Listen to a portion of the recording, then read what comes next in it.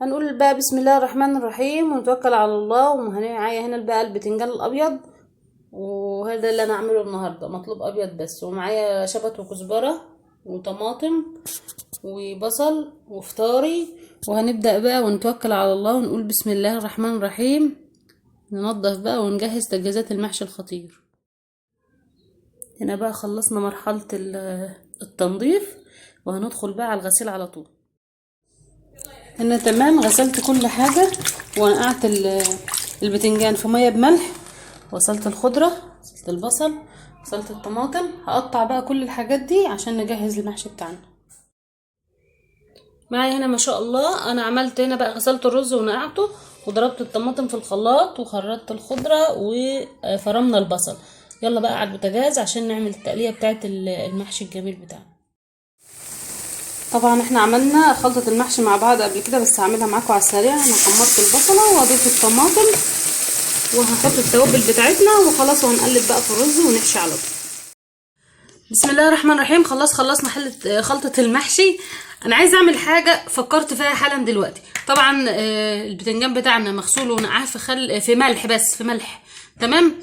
انا من الناس اللي بحب احمر البتنجان قبل ما اقليه، بس المشكله ان في بتنجان صغير قوي، فهيبقى رخم قوي بيضايقني يعني. فانا قلت ليه ما اعملش حاجه. انا هحشي واحده كده بسم الله الرحمن الرحيم، لان طبعا والبتنجان طري تقدري تتحكمي فيه وتحشي بسهوله. تمام، مش هملاها قوي. تمام كده. هجرب التجربه دي معاكم، هي فكره خطرت على بالي دلوقتي ومش عارفه هتنجح ولا لا. فانا هجربها، لو نجحت هقول، ولو ما نجحتش هقول برضه. انا حطيت طاسه على النار وحطيت فيها حبه زيت، وهروح احمر كده، اشوحها كده وهي محشيه، فهشوف هتنفع ولا لا. بسم الله. انا كده قللت الزيت وهجرب. والبتنجان محشي، كل ده عشان ما اقليش البتنجان قبل ما احشيه. هجرب.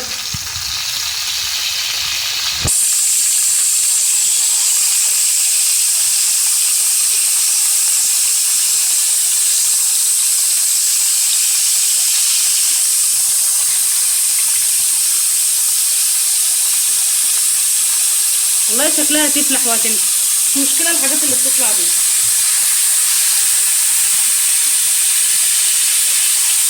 انا مش عايزه اكتر من تشويحه بسيطه تاخد لون ده. تمام والله كويس.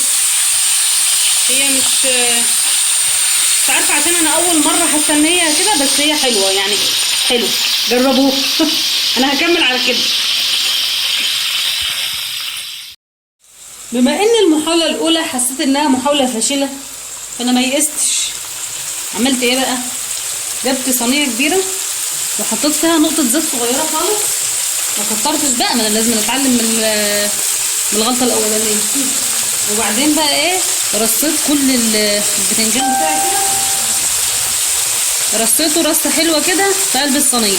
هتقولوا احنا ممكن نسويه في الصينيه، بس انا بحبه يا جماعه متحمر، والله لازم. معرفش، انا بحس ان طعمه احلى ما بحمره الاول. تمام. دي بقى محاوله ناجحه 100/100. تمام، 10/10. هقلب بقى الجنب التاني بكل سهوله. انا بس يعني الفكره ان انا مش عايزاه تتحمر، انا عايزاه يتشوح التشويحه بتاعتنا العاديه اللي احنا بنشوحها قبل ما نشوي، بس عشان ما يبقاش صعب في الحشو. بس كده خلاص، خد الدرجه اللي انا عايزاها اهو، وضمننا مفيش رز خرج بره. وعملت الكميه كلها مره واحده، يعني لو عندي كمان هعمل مرات كمان. يبقى انا حشيت وانا متمكنه في المحشيايه، وعملت اللي في دماغي، وحمرت البتنجان زي ما انا متعوده احمره.